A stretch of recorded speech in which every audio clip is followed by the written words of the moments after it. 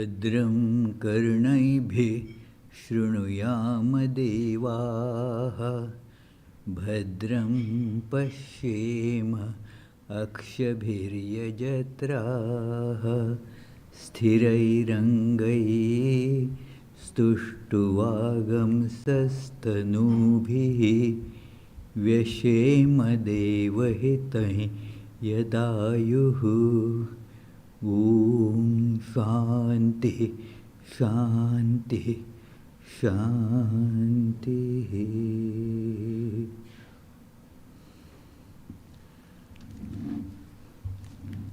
Let us now pray together.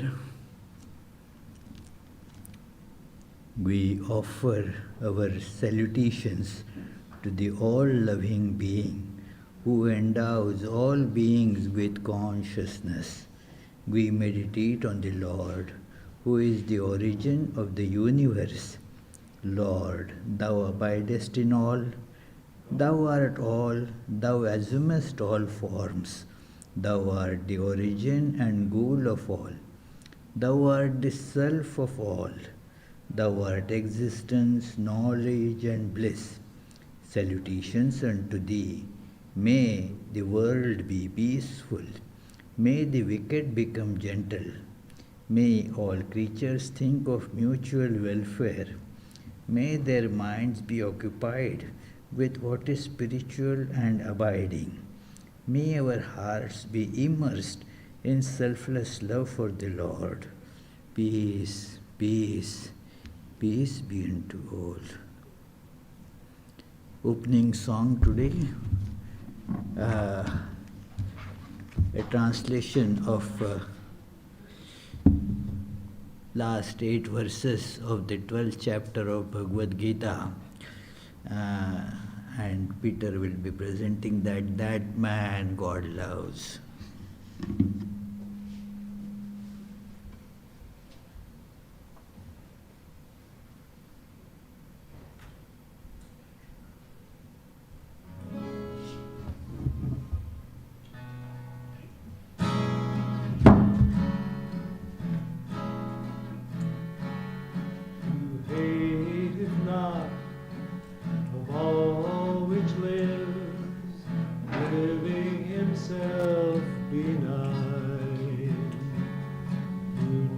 Upon none, yet never scorns one, fixed in his faith divine. That man God loves, that man God loves. Arrogance exempt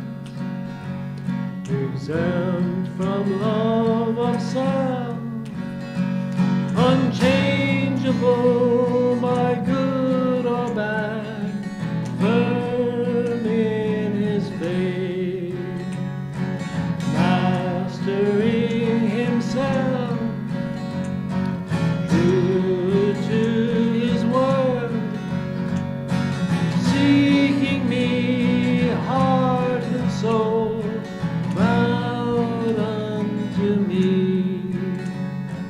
That man God loves, that man God loves, who is with friend, the same as with foe, keeping an open heart, that's good or ill, hath life where it will, and when it will depart.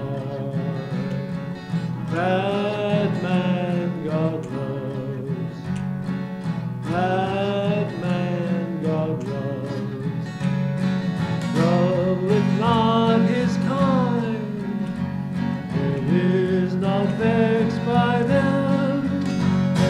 Fear of wrath, grief or fear, noble his life, balanced and serene, pure and unperplexed, his praise or blame unmoved by each, steadfast in me. That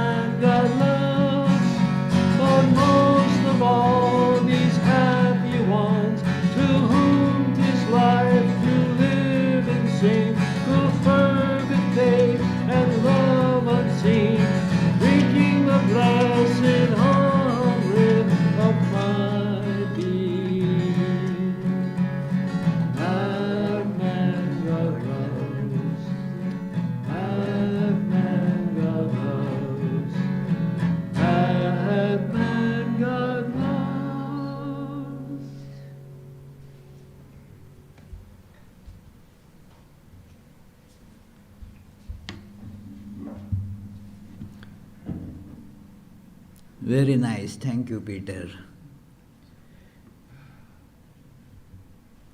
The topic that we are going to discuss today relates to our deep core of awareness.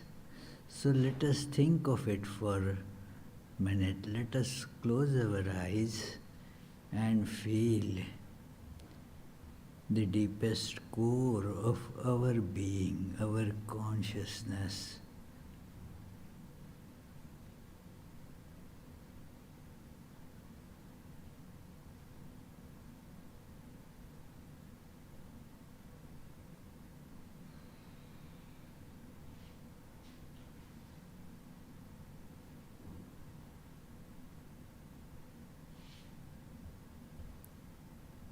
It is transcendent over changing body, changing mind, changing situations, transcendent over all that changes.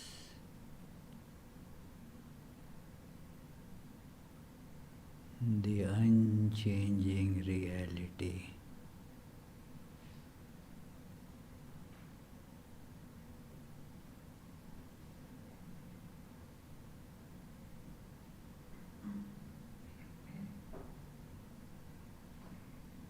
It is same in all.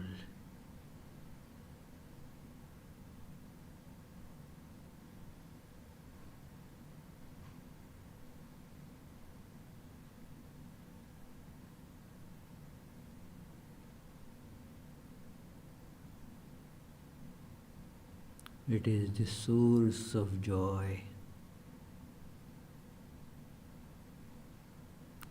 source of love,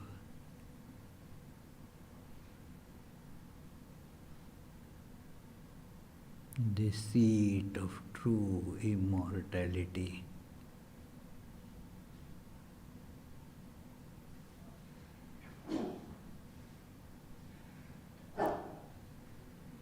Om. Peace, peace, peace.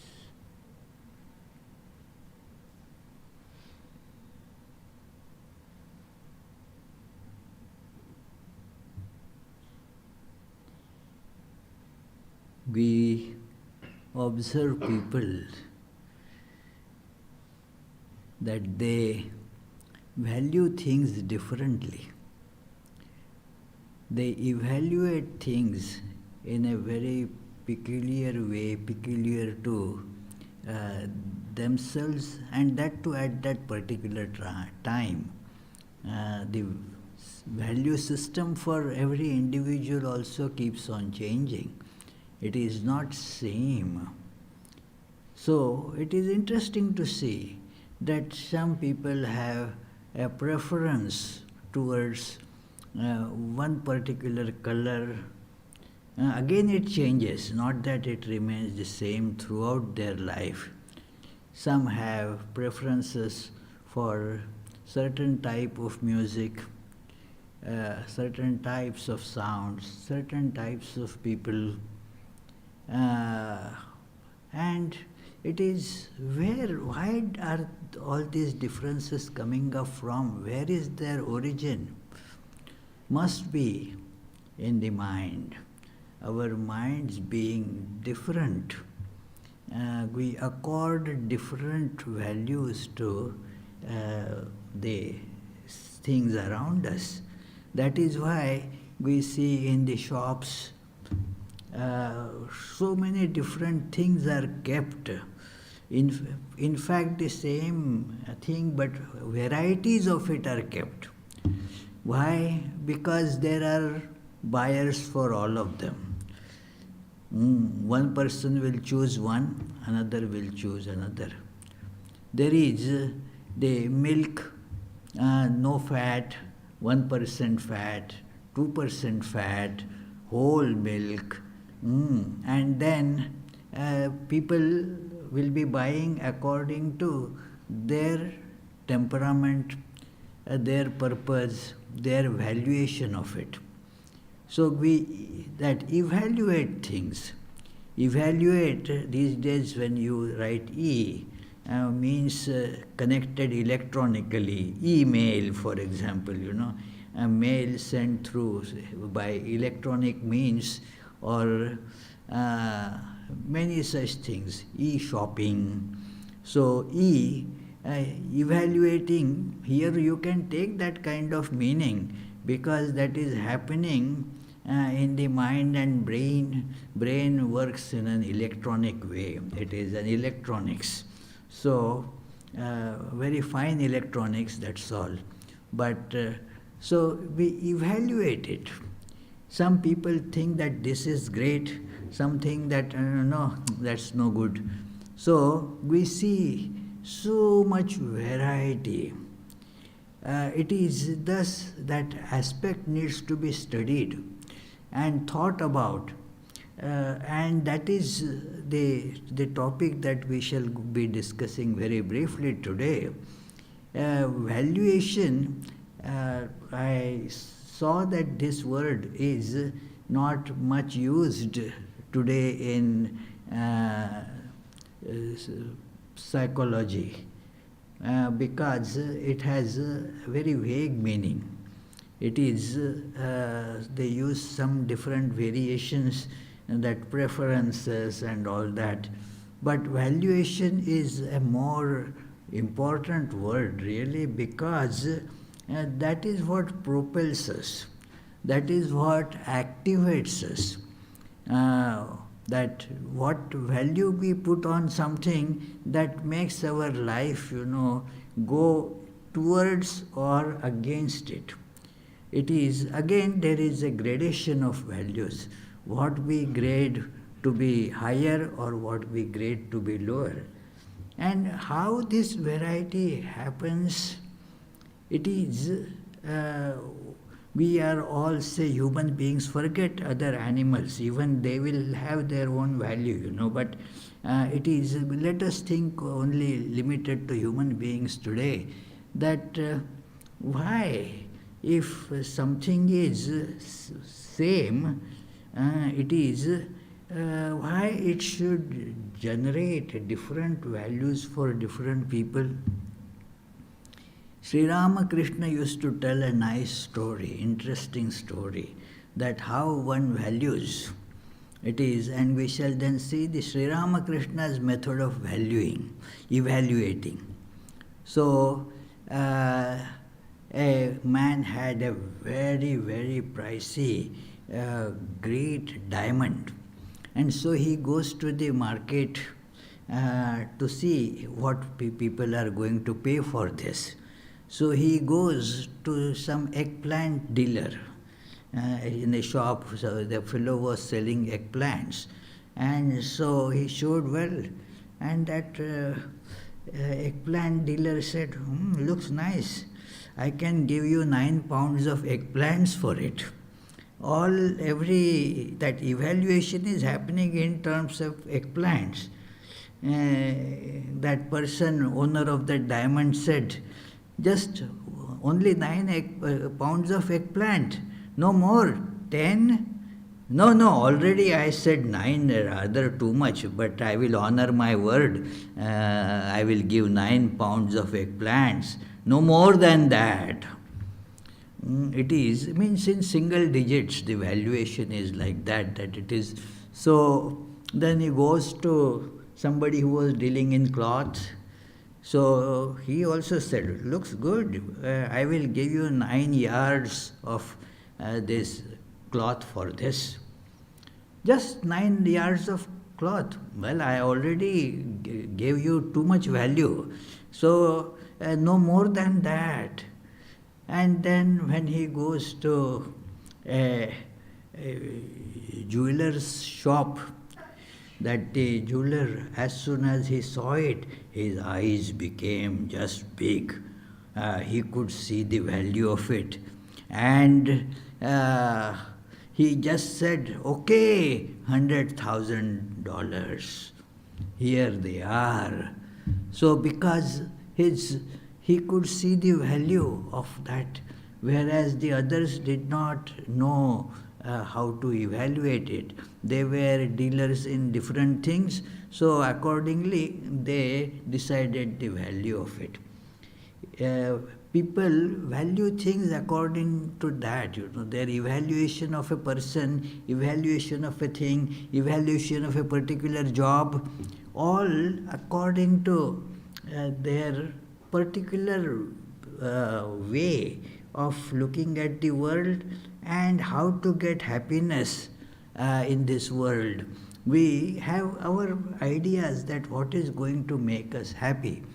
A person, suppose, who has earned lot of money in life, because was always putting in efforts to earn money,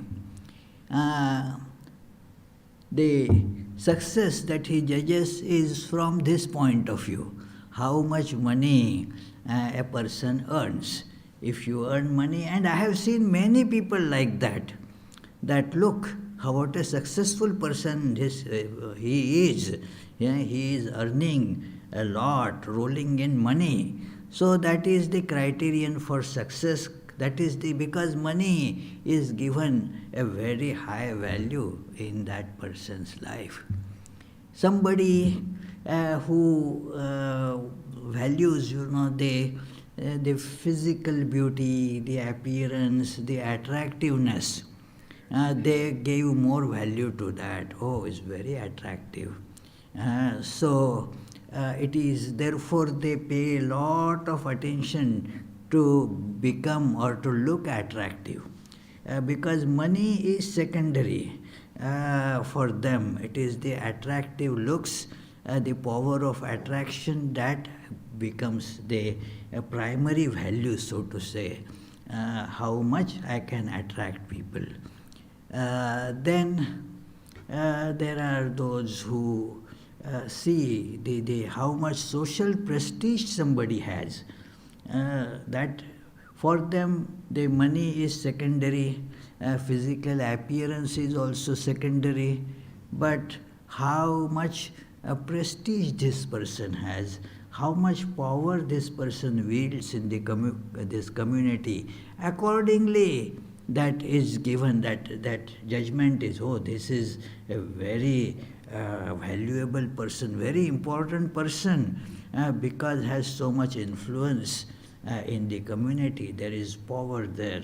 So that is how differently people say that this is more important than that person.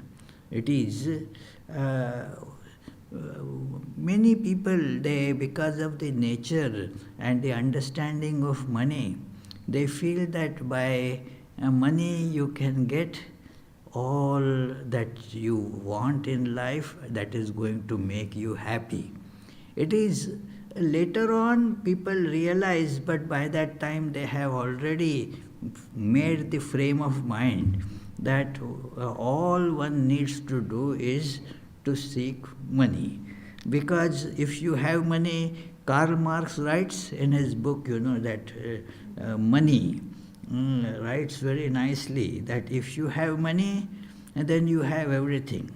Money just can, if you do not have beauty, you can buy beauty by using money.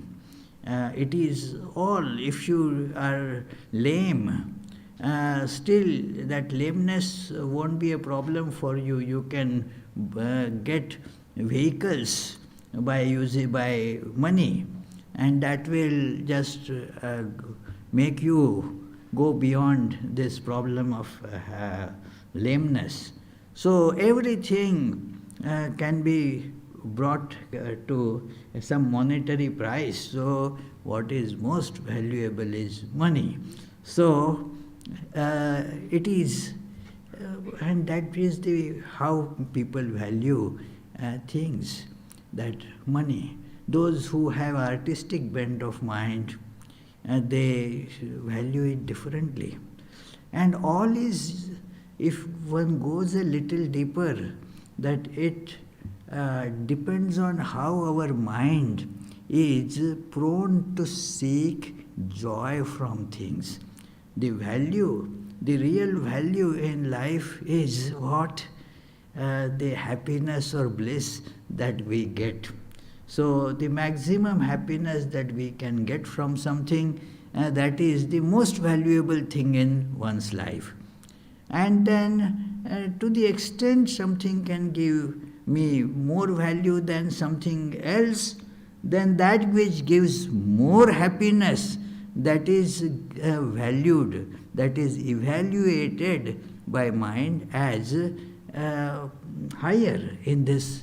So it all depends on where our minds dwell, what are the positions that they are glued to or they are riveted around. So it is all because although as the true self, the true source of joy, we are one and the same. But through ignorance we get separated. We see things differently.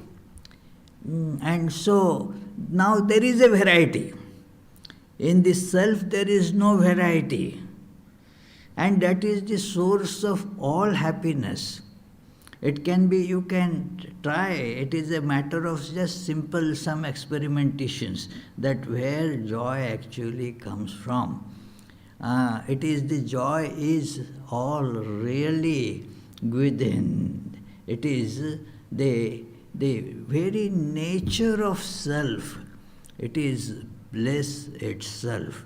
But now, as one is not seeing this, that oneness as it were is covered and the variety is being seen. And one of that variety is identified with self, I.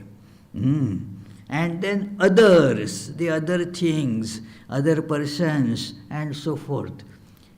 It is really funny how it happens, nobody can tell. It is many times this question gets asked, that how, why this should happen. Well, in oneness there is no why possibility of asking this question, why. It is only in multiplicity that this question of how, why, when, those things can come. But still this question, why this, if there is that one reality, why it appears as many?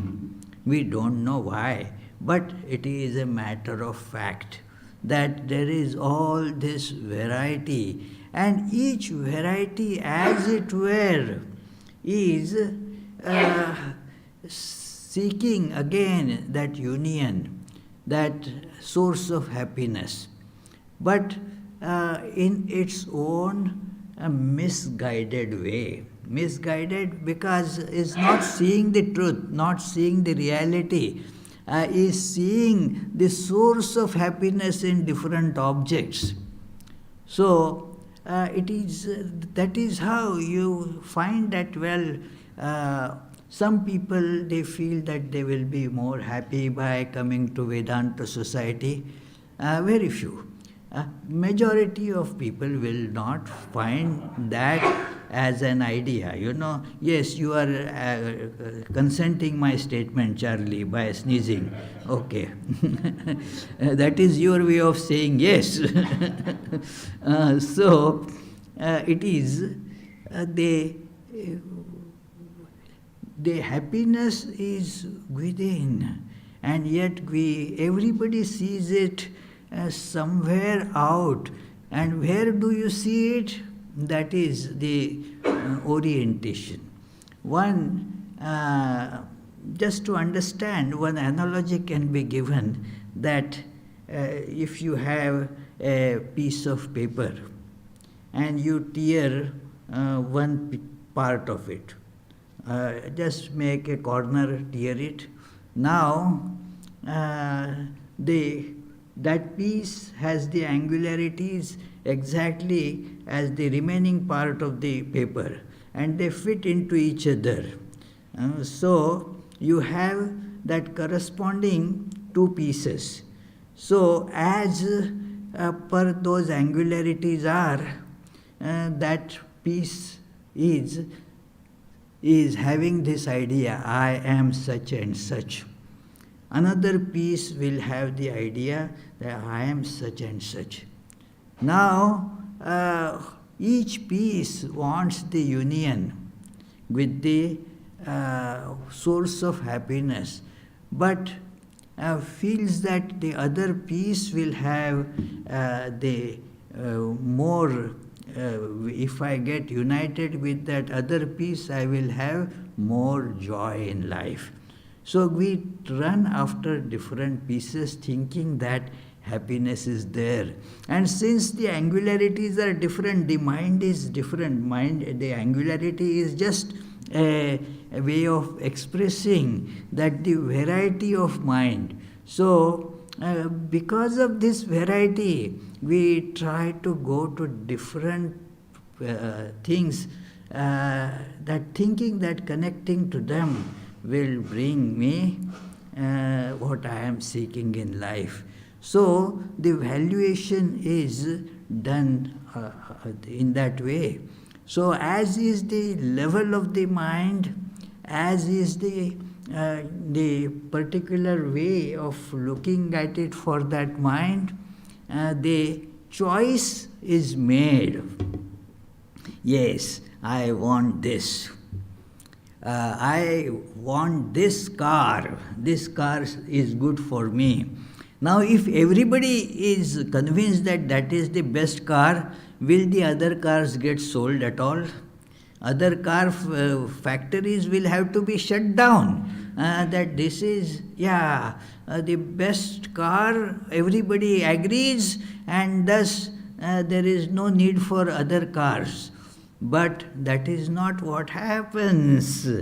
Everybody has a different idea that my car should be this and this and this.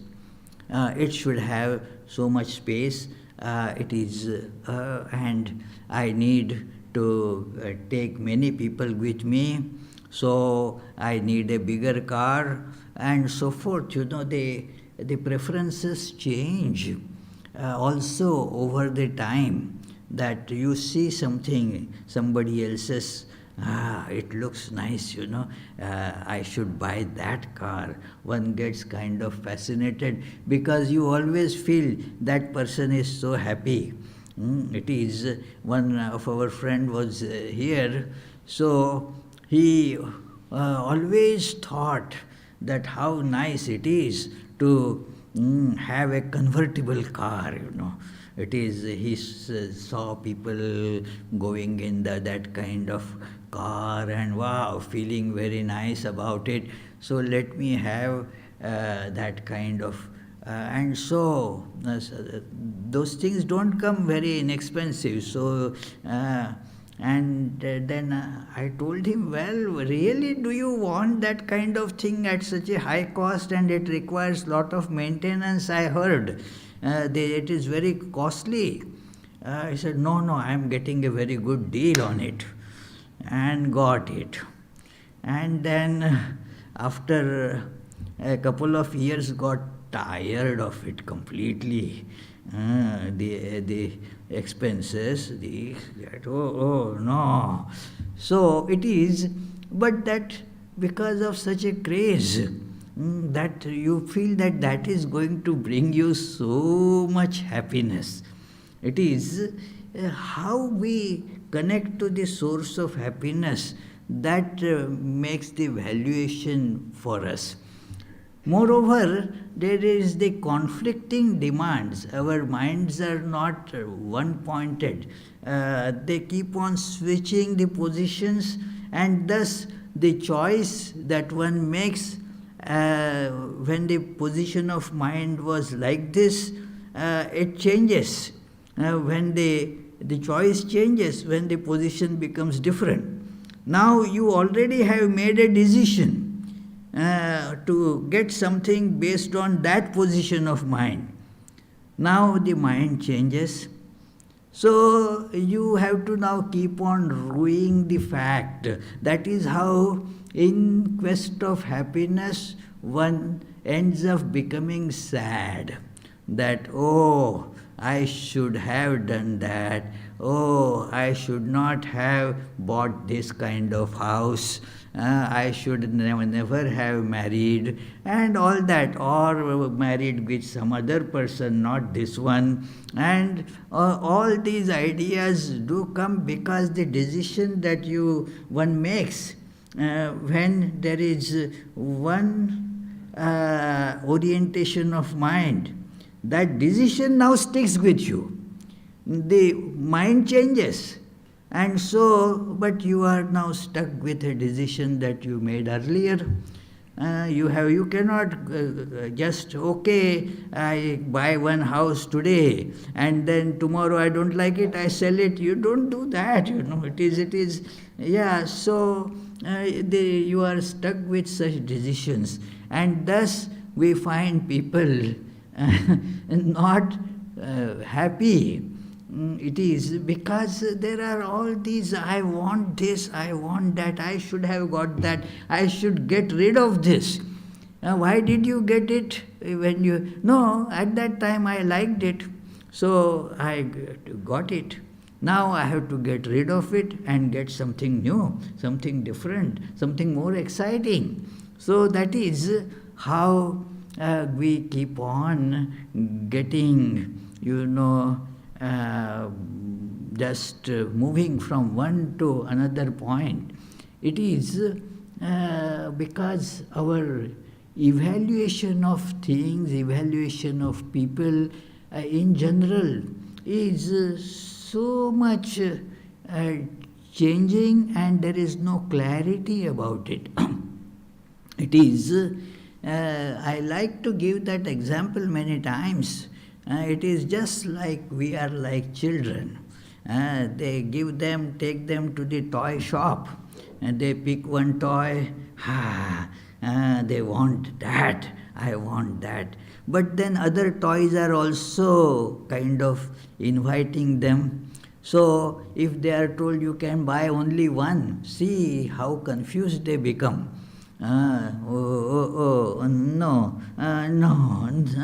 like that. So it is, in the world our situation becomes very similar.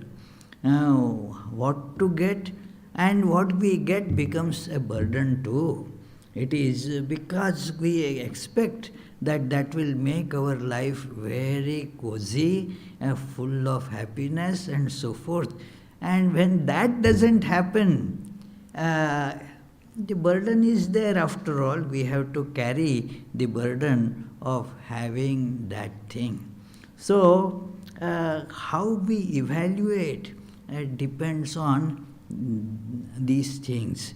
The psychologist Abraham Maslow has had occasion to refer to him many times in these and other classes as well, that he has created a hierarchy of human needs, that how the needs they have like a tower-like structure, beginning with the most primary existential needs to the ultimate self-actualization point. So, the variety is where, to what level our mind is connected to. There are some primary stage, the important divisions that he had made, primary divisions, that is the existential needs, the needs to connect, needs to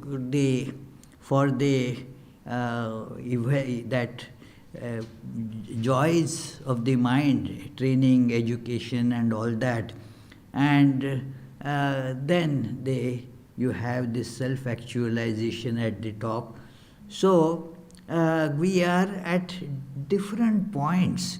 And again, there are subdivisions. These are main divisions, but again, there are hundreds of minor divisions in that, and each again, some later have put them, in a pyramid position. So it is like a pyramid goes, and so there are various facets of it. So although the level is same, the forms that one seeks are not again same. They are different because of the different orientations, different kinds of, that feelings, associations, impressions. The impressions that we have, that inspires, therefore, many different things of the same level. One has to understand this, get this difference, that there are the levels, and at each level there are various forms that the mind seeks. At one level, the mind will be seeking similar things, but not exactly same things, things that are pertaining to that level. So, for example, at this basic existential level, one will seek food. The food, and then one can include the mating needs, that whatever, these are the existential kind of needs. But existential needs, again, food will have a variety. Not all will go for the same kind of food. Food is important, they value food a lot. Everybody values. Yeah, it is. But what people will be looking for particular food will be again different depending on what kind of food they are used to eat, what gives them joy, what gives them sense of fulfillment. That varies. Then there is the level that you become a little more, concerned about the not just physical needs, but the needs of mind. That is, their human speciality, as it were, begins, that is not seen in the world of other animals. Human beings, in addition to physical fulfillment, they are looking for something better than that. Let us now get educated, let us get more understanding of who am I, what the world is, and so they go for education, art, culture, the things that are of inner development. Science, art, culture, literature, and all that, drama, movies, all these are connected with that level. It is, and thus you get by that exploration lot of power. Tremendous power comes through that exploration.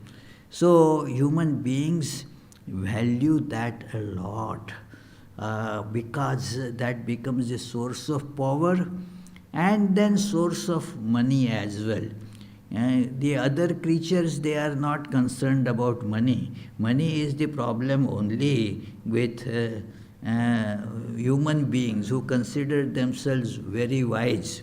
We are very wise because we get caught in money. So it is a terrible net that its most uncertain value and yet is valued very high. That it will give me so many things.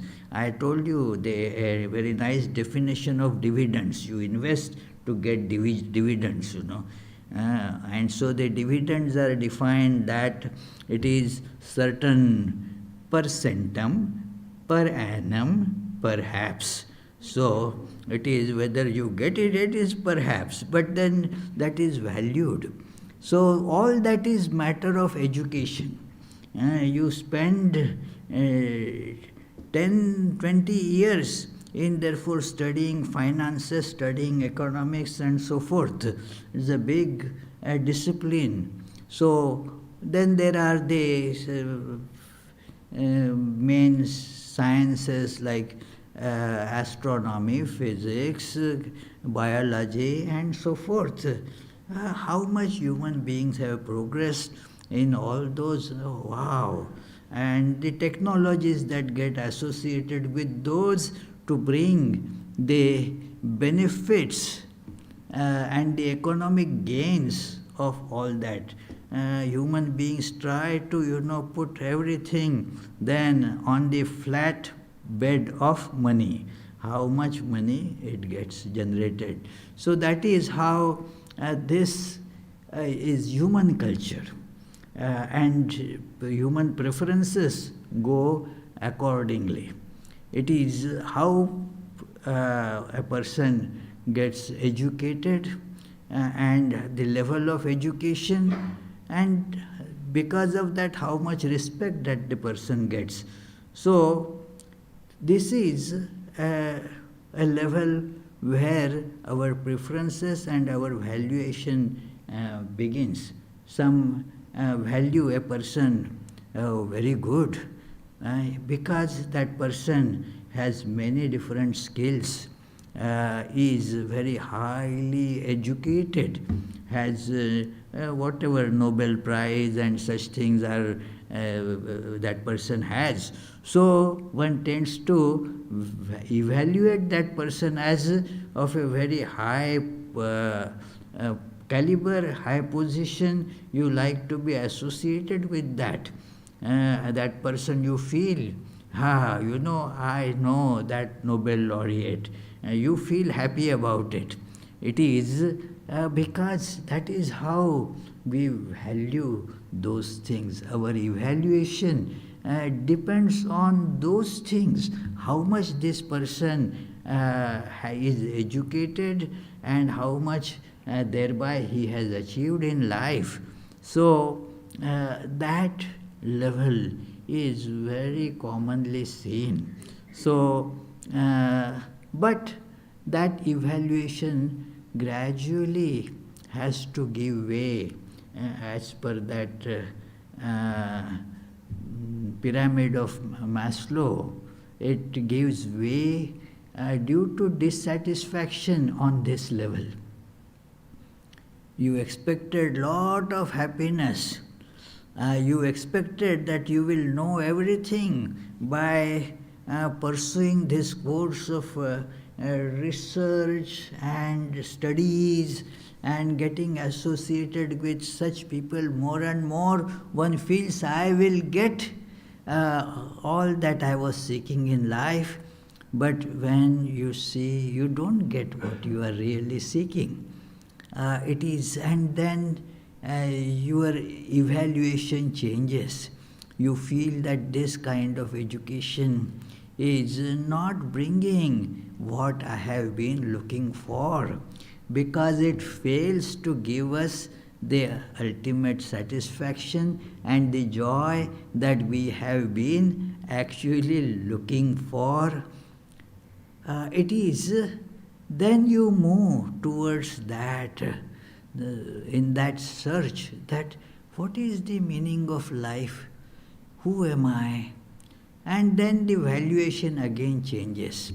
The evaluation then is more focused on those human qualities. Actually a good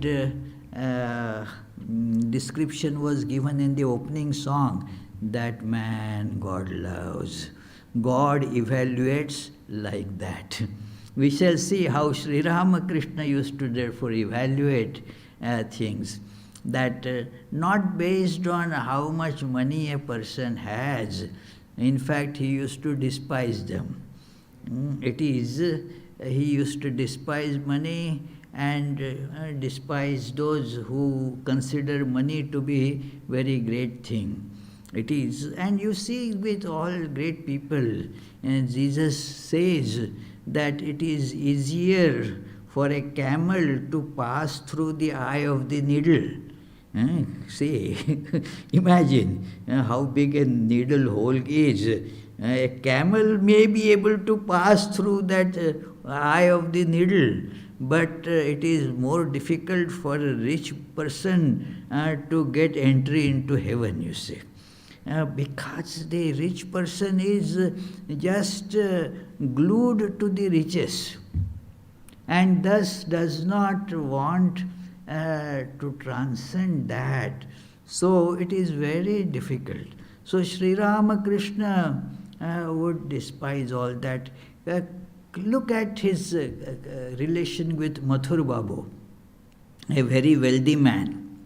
But when Mathur Babu comes to give him money, he goes to beat him. I am not giving the details, but then twice this happened. And so, no, I don't care for all that. It is,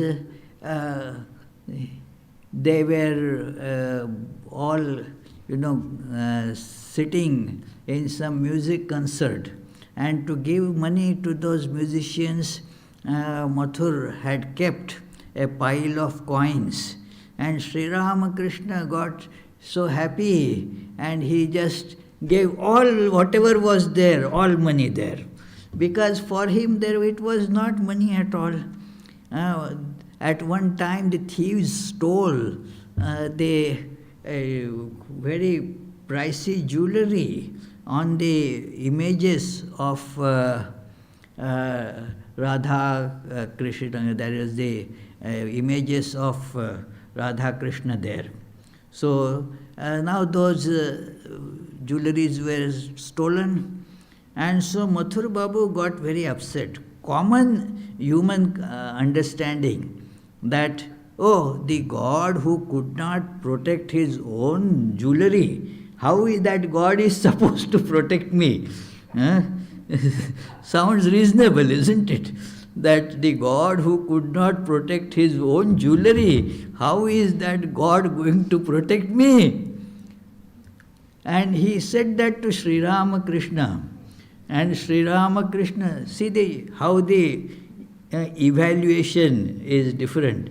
Sri Ramakrishna says, oh, for you petty-minded fellow, for you they are valuables. What value God has for those things? For that God, these are just matter, the lumps of clay, that's all. Who cares for that? You care for that, because you are slave to money. For you, that is a big value. But for God, it doesn't have any value as such. The whole universe is His manifestation. What does He care for a few pieces of silver and gold? So, that is how the Sri Ramakrishna would evaluate. He saw that all this worldly education, what can it give? We value it a lot, certainly. But Sri Ramakrishna saw that getting this education, somebody will become a big scholar, will get lot of honor, and again it peters down to money. So he said, I don't want that education. And he used a very nice term, common in that part of Bengal those days, that kind of learning which gives us only some rice and banana. Those priests those days, after, if they are learned enough, after performing a ritual, the host would give them some rice and banana, and they would think it as a wonderful reward and bring it, So it is, So I don't want that kind of education that gives us only that. I want that education by which one realizes the divine, the Satchidananda. And unknowingly we actually want that Satchidananda, Ananda, the bliss. That is what we are looking for. But our minds are not at that level. So we see happiness in various different objects. So that variety actually should give us a window that the happiness is in none of these things. Because if it is in one of these things, then why others are seeking other things? It is not that only one of these is wise. Others also are wise. They seek different things. Somebody seeks music. Somebody seeks a visual art.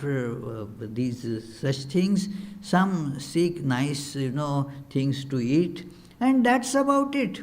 You have all this variety. It is this very fact that there is variety shows that none of them have happiness, because it again keeps on shifting and changing. So, therefore, one can easily conclude, that is if one has that sense of stable sanity, that there is thus, it comes to this conclusion that none of them really have any happiness in them, and so the source should be different.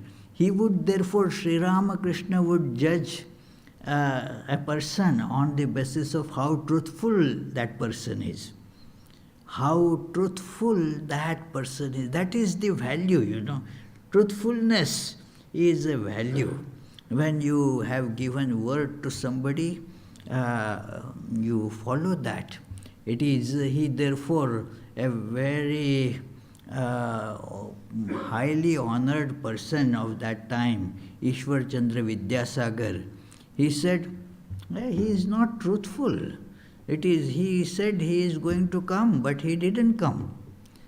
He is not truthful. So that becomes, how Sri Ramakrishna would value. He himself was so truthful in letter and spirit both. So that is a value for Sri Ramakrishna, how truthful this person is. Narendranath, who became Vivekananda later, some others evaluated Narendranath. One of them was Swami Sardananda, who was at that time Sharat, was like a Narendranath, a college student. And Sri Ramakrishna spoke very highly about a young man coming to him. You can read this in Sri Ramakrishna, the great master, that this paragraph of how the author of the book got acquainted with Narendranath, that he met this man without knowing that he is meeting Narendra, and formed a very bad opinion on the external appearances and lack of certain social etiquettes and so forth.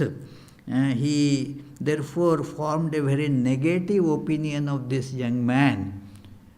And when he learned that this was the person that Sri Ramakrishna was praising to such heights means that no one else got that kind of praise from Sri Ramakrishna.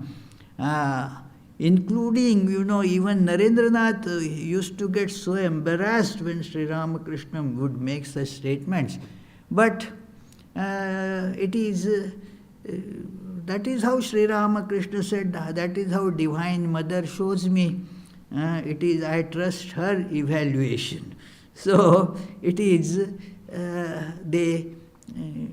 but common people wouldn't accept that kind of evaluation like this author of Great Master or Leela Prasanga, that he evaluated Narendra very differently. It is that he is very arrogant, doesn't have these manners and etiquettes, and not a good person to be associated with. So it is Sri Ramakrishna's evaluation is different. Girish Chandra Ghosh, that a playwright, very famous playwright, and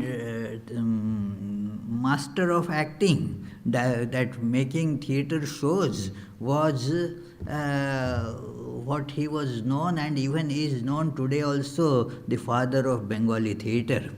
So that Girish Chandra Ghosh was full of many bad habits, would say so many bad things to Sri Ramakrishna also. All these expletives and abusives were hurled at Sri Ramakrishna by him now and then. Used to drink a lot, so and yet Sri Ramakrishna loved him so much. So many people told him, "Don't let this fellow come here." Sri Ramakrishna did not agree to that at all. His love for Girish was exemplary, that nobody else could understand. That so because he evaluated it in different way, his evaluation was on this point, on this basis, that he has tremendous faith in God. Tremendous faith in God. So that was the scale by which Sri Ramakrishna evaluated a person. There were some who were very scholarly, learned in scriptures, and Sri Ramakrishna did not care for them. He would in fact call them, they are intellectually, they are big scholars, no doubt, but where are their minds? They are just looking for sense pleasures. He used to give the analogy of high flying vultures. They are flying very high. You cannot see them clearly, so high.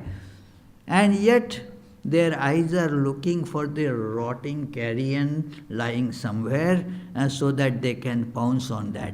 So in intellectual flights, these people will be very high. And many people will be giving tremendous honor to them.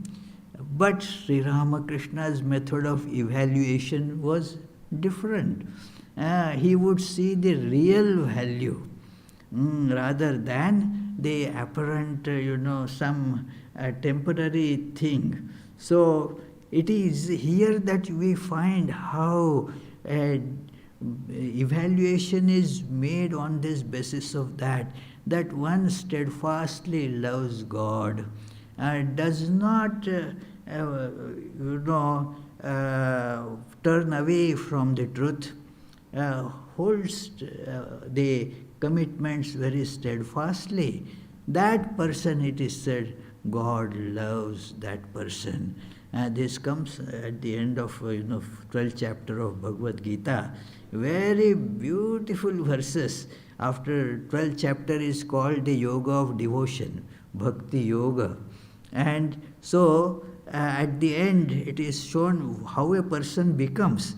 God loves that person. This person is loving God. And then what happens?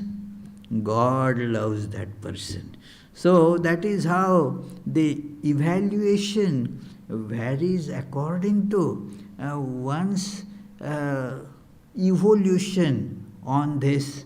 Evaluation depends on the evolution, spiritual evolution. So more one gets spiritually evolved, our evaluation of things do change actually. It is the preferences change accordingly, the lifestyle changes accordingly. It is, we see just 180 degrees transformation. A person would otherwise be going to all those places, gambling, dance, and going for more money and so forth, and would not care for any devotional practice, would call it in fact waste of time. I know a person who would used to call it waste of time. It is, what is it? That is, instead of doing all this, spending time and money on such things, why not spend money on something, nice? Let us have a nice music, grand music concert. That would be a good way of spending money. What is this worship and discussion on all these terribly difficult and meaningless topics? Stop that. That was the attitude of that person. But changed and became such a tremendously devoted person over the course of years. So it changes, and then the preferences, the lifestyle, everything changed because the value changed.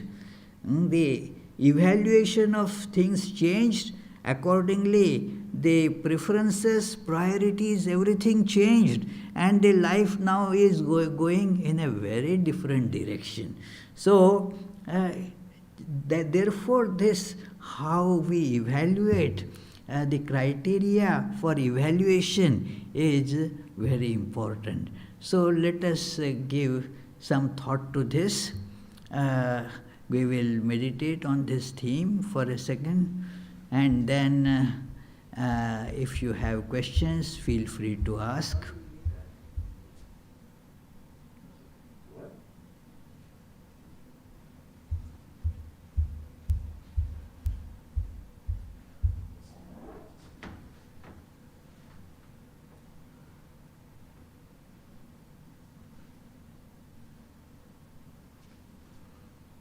Yes, friends, any questions? Oh, Raymond is there. He came after a long time. Yes. Please hold it like this to your mouth, Like this? Yeah. Okay. Maybe you can take the mask off for that time being. What you were saying becomes similar for me to the idea of working from your essence, your inner self, rather than the personality that just tries to please everybody and make themselves popular. And the more you come from the essence, the more some of those other things start falling away. They're not important anymore. That's what I'm getting from that. Well, I would suggest a change there. It is both are matters of personality. According to Vedanta, this self alone is real. All other things are like persona, means coverings, Mm-hmm. The mental sheath is a covering. And the physical sheath, body, is a covering. So, the persona is involved in both, that word persona applies to both mind as well as body. Mm-hmm. So the mind, orientation of the mind changes, means that personality, that seeking the worldly things, and the personality that has turned towards the true inner reality. Both are personalities, Yes. but their seekings are different, their evaluations are different. Yeah. Yes, it's the essence type of thing that I'm talking about is something you're actually born with. By the time you're 3 or 4 years old, you're developing this personality because you're copying other people and you're trying to get attention or something like that. You're not operating out of that essence part as much anymore. Yeah. Well, there are instances, that some person was like this, as you mentioned, seeking so many different things, seeking appreciation from others, running after money and social prestige and all that. But there was a change later. It is from the birth, nobody saw those changes. There was that was not there from the birth in that person. But then those things came up. Yes. Yeah, so that happens, that somebody who was in a big part of life was nowhere near saintliness, in fact would have been called sinner, Yes. would then lead a saintly life. It is, so therefore they say that every saint had a past. Yes. Every saint had a past, right. means when that fellow wasn't saint. Mm-hmm. And therefore the corollary is every sinner has a future when that fellow will not be a sinner, you see. Well put. Thank you, Yes, Swami. thank you. You're welcome. Any other question here? Any question up there? Yes, Maharaj, there are two questions. Two questions, okay. First question, Jyoti Champanerkar. Pranam Swamiji. Pranam. How should one serve others with completely different values than one's own values while holding on to one's own values and being peaceful? Very good question. But the value should be service, not thinking of how the other person is. One should transcend that part, that how that fellow is. If that fellow is agreeing or is holding the same values as I am holding, then it is not really service at all. It is just, you are having somebody who is like you and associating with that person through some service. But real service is to that person who is completely opposite to your ideas and ideals. That person, you don't care about that how that person is. Therefore, Swami Vivekananda mentions that let the fools, let the cheats and scoundrels, let us serve them. Let them become my gods. That is how we should learn to see the unchanging divinity in them. As I was replying to the question of Ray, that it is others are only personas, the clothings, the appearances.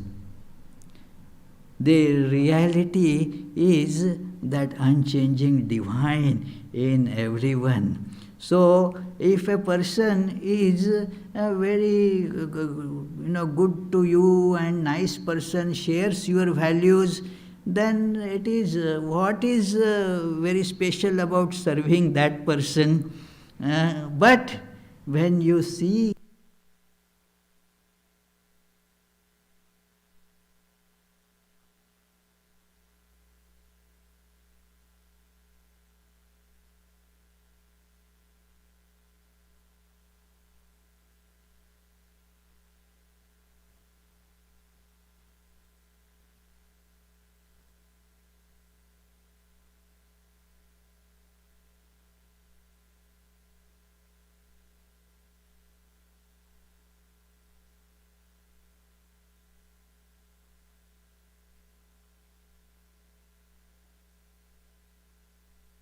So since this question was on the web, I will repeat that small part of the answer, that it is thus the challenge is always this, that somebody who is not having your values, does not share your ideas about life, but still the God is there.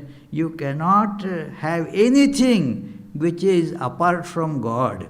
There is nobody where the God is not.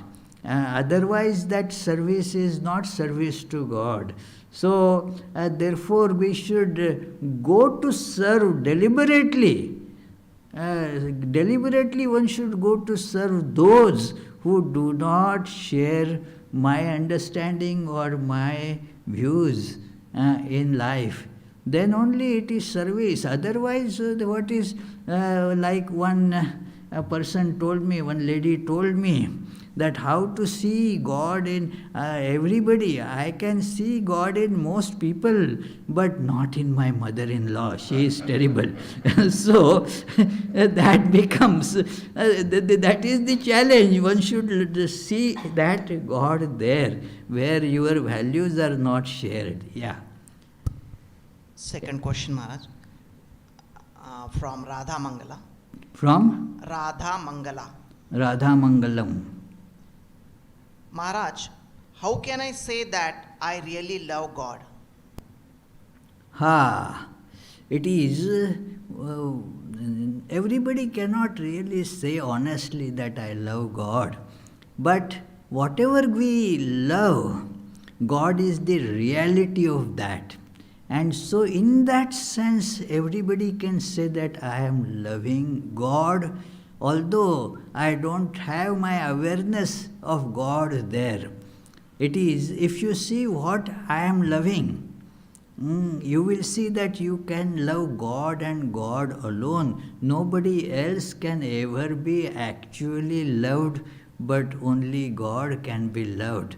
I don't want to elongate this discussion because you can find it in Swami Vivekananda's complete works on this passage of devotion, that we all are loving our own self, which is divine, and that self is same in all.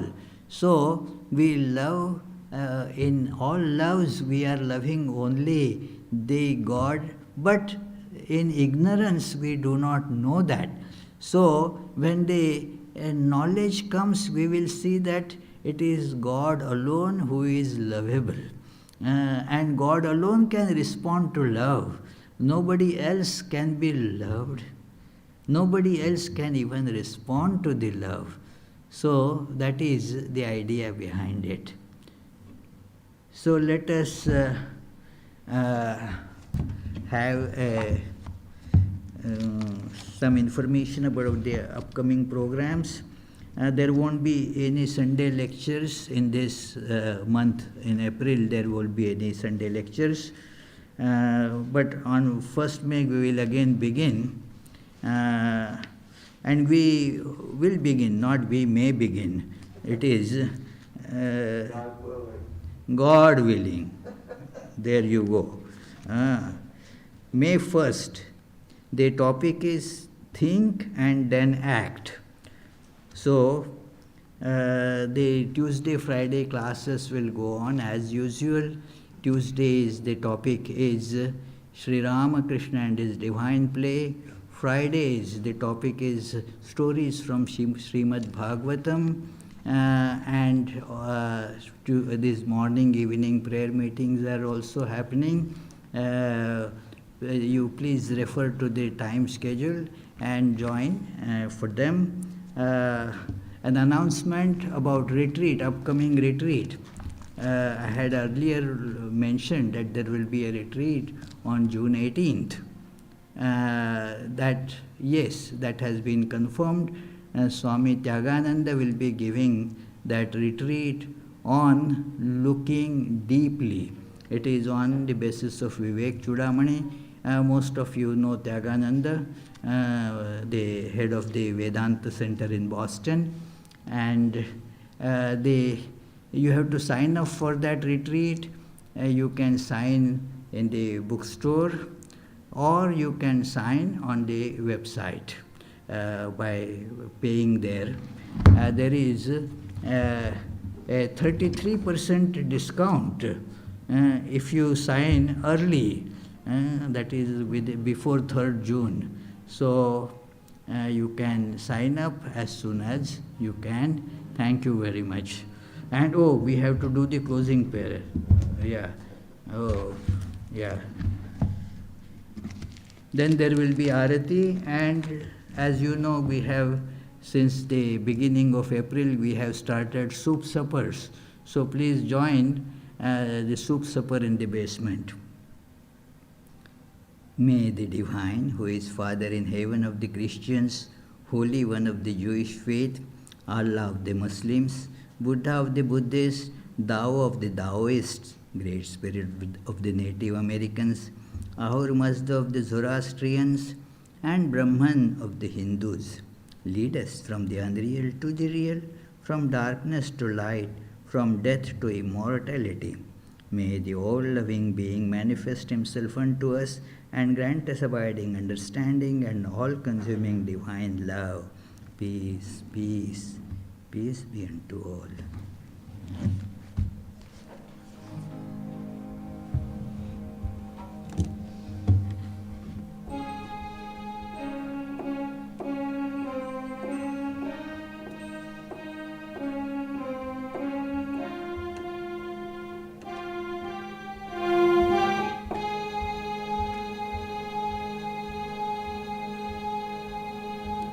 Breaker of all our worldly bondage and adored by all, we adore you too.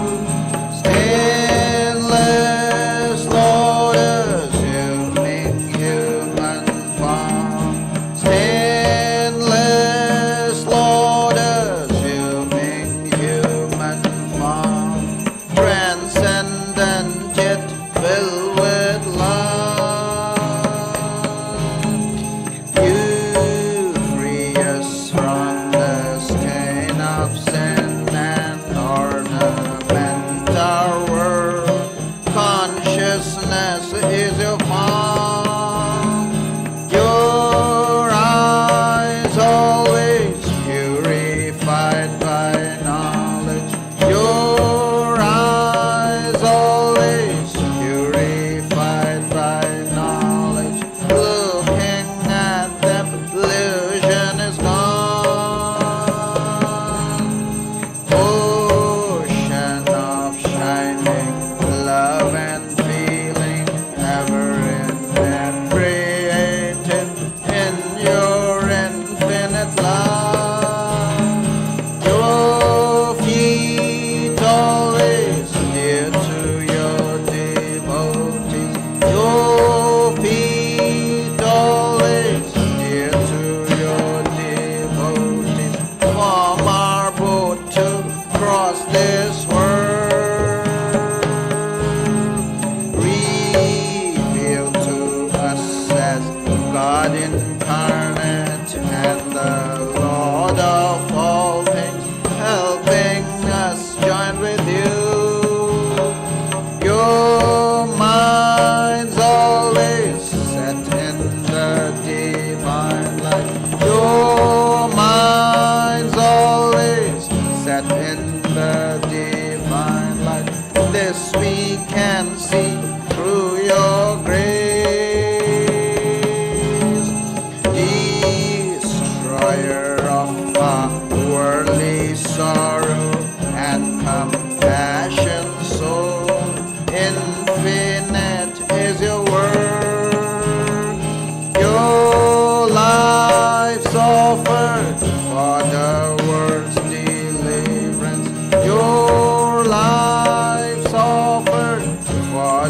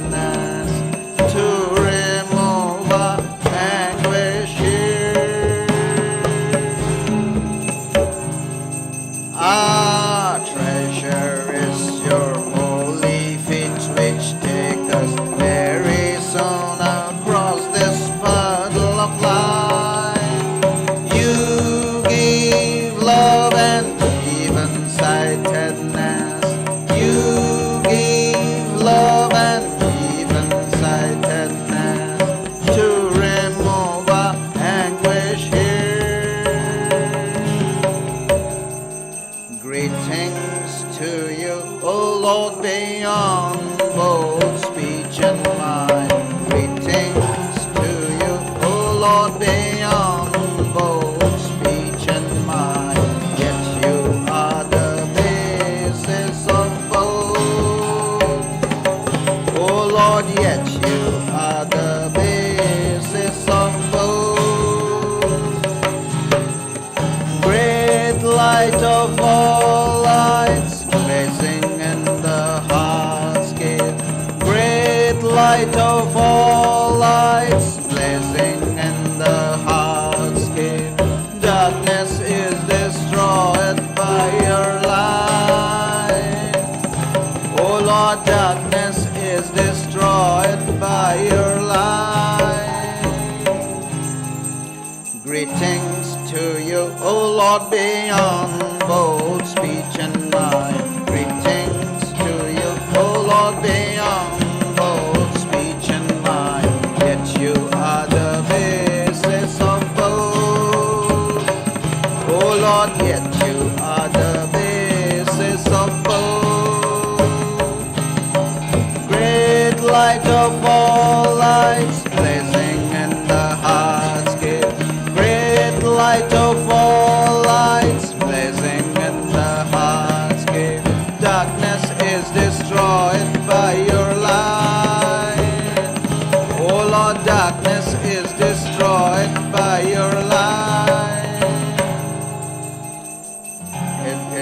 Langa Ranga Bhanga, these are all the songs of Vedanta. Langa Ranga Bhanga, these are all the songs of Vedanta. Spiritual songs devotees are singing for your worship divine. Spiritual songs devotees are singing for your worship divine. Jaya Jaya for your worship divine. Haru Haru for your worship divine. Shiva Shiva for your worship divine. Breaker of all our worldly bondage and adored by all, we adore you too.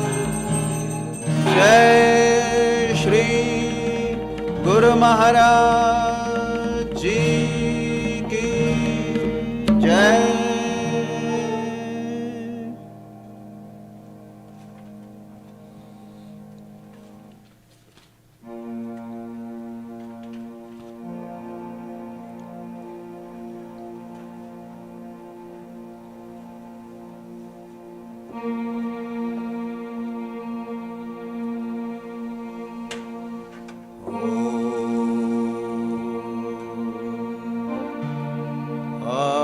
Auspicious and blessed, graciousness sublime, all noble ends you give to us, granting us refuge, all seeing Gauri, O Mother Divine, our love to you. Creation, preservation, dissolution are your powers, eternal one. Nature's real basis, nature's essence. O Mother Divine, our love to you. We come seeking refuge from anguish. Be our Savior through your deep concern. All our suffering remove, Goddess. O Mother Divine, our love to you. Victory, O Mother Divine, our love to you. Blessed Mother Divine, our love to you. Blessed Mother Divine, our love to you. Blessed Mother Divine, our love to you.